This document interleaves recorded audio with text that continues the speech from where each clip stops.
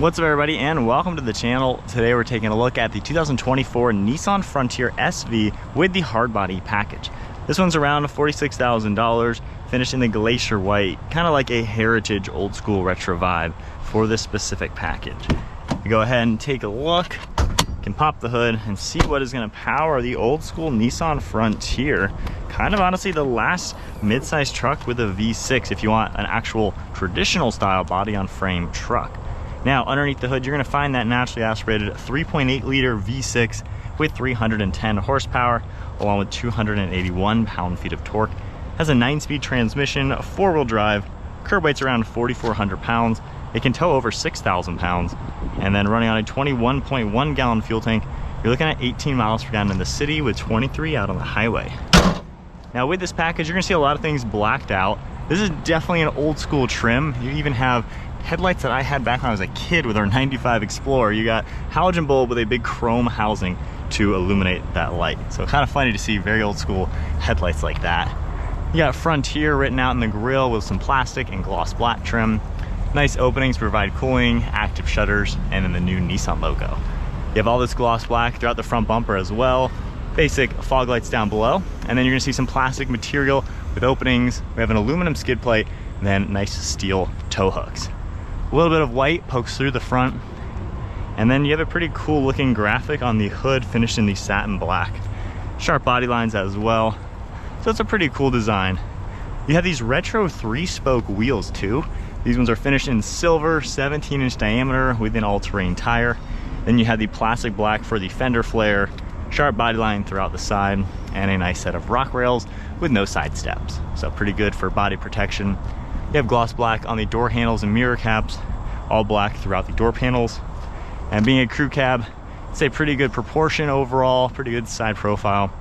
We also have the sport bar on the back. It says Frontier in it. You got this nice mesh. There's LED lights up above. Pretty cool design with the black powder coating. Sharp body line throughout the bedside, and then a nice small black exhaust tip. You have gloss black for the bumper caps with all of your parking sensors, trailer hitch connections. Frontier stamped into the tailgate. And I really like how the graphic on the tailgate blends into these lights. So it kind of fits really well. I like how it says Nissan on it as well. Got your backup camera and then a soft open for the tailgate. Some plastic here, and then a nice spray and bed liner, and then all these aluminum rails for extra tie downs. We do have a few tie downs, and then even a 3-prong outlet. And then you can see LED lights in here as well. Doesn't really weigh all too much to go ahead and close it. And then taking a look at the interior, pretty basic. You're gonna see some plastic and vinyl material on all the doors, and then just a simple two-tone fabric with the gray and more black color. Now with this, you can actually pop these headrests out, and this is how you can fold down the backrest. Pulling this, it's gonna fold down flat, giving you a little bit extra cargo area, a little bit of space into the back, and not really all too difficult to just pop these back in place. You can pull this lever and lock the bases up, and you have a nice plastic cubby down below. So this is really just a pretty good work truck overall. If we go ahead and close this, for people at 5'11" sitting here, I'm pretty tight. I mean, you have plugs, but no air vents, and just a little storage over there. With the driver's seat at my height, my knees are about touching, and the backrest is really straight up.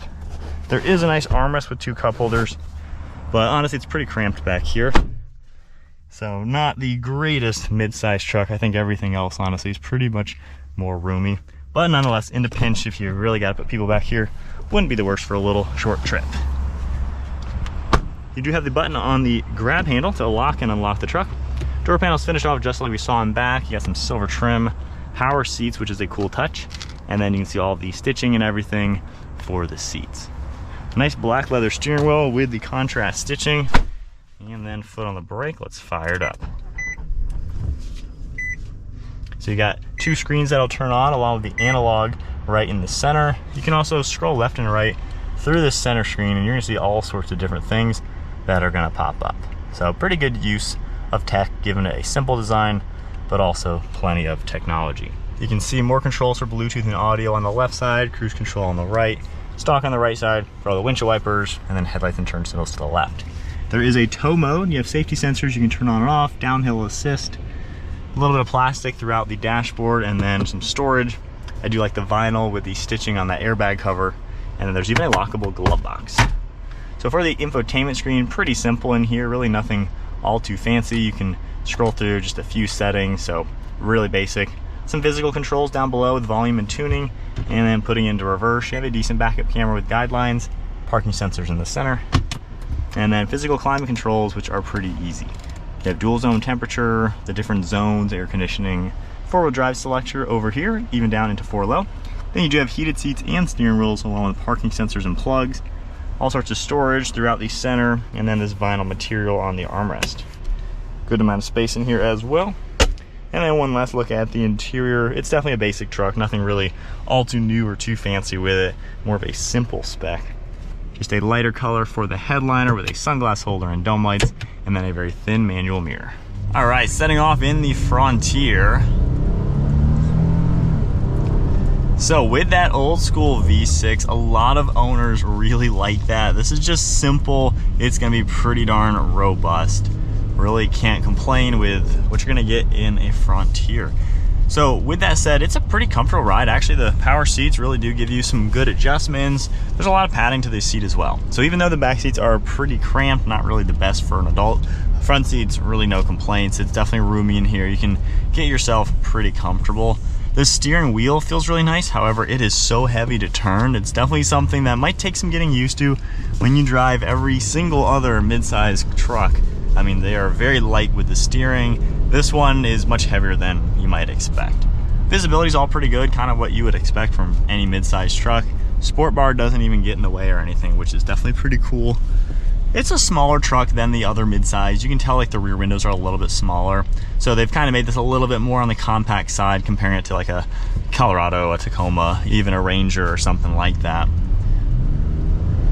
So driving with the V6, it definitely takes some getting used to if you're getting used to the 4-cylinder turbos that are now available, especially in the Ranger, the Tacoma, and the trucks from GM. So this, you kind of got to let it downshift. You got to wring out the engine more to utilize the power. The turbo engines, you can just give it a little throttle and it's going to have a lot more torque down low. Overall though, this is a pretty quick truck though. It's actually pretty fast when you compare it to the competition with turbos. You just gotta, wring out the engine. Brakes do a pretty good job, and it's a pretty smooth truck to drive overall. There's no real drive modes or anything. Basically, you can just take manual control if you want to shift. That way you can hold the gear a little bit better. Everything's really simple and easy to use. I mean, just basic controls. This is not a fancy truck. So if you're looking for a mid-sized truck, you don't want to spend too much money. I mean, this one, 45 grand, and honestly, if you take off the hardbody package, you're talking closer to 40 grand. So pretty inexpensive when you compare it to the competition. And I feel like it kind of gives you everything you need. It's just a bare bones, normal work style truck with some cool different packages that you're able to get. It is a smooth ride. It feels very heavy and confident when you're driving it. It kind of feels like a tank. It just feels like it plows through bumps. That heavy steering makes you feel like you're in something a little bit on the tough side. So not a bad option. It's not gonna appeal to everybody. Some people might like the more fancy aspects with all the modern trucks, which are gonna cost more. So kind of that blend of, do you wanna spend a lot of money or do you want something that kind of gives you a little bit of everything?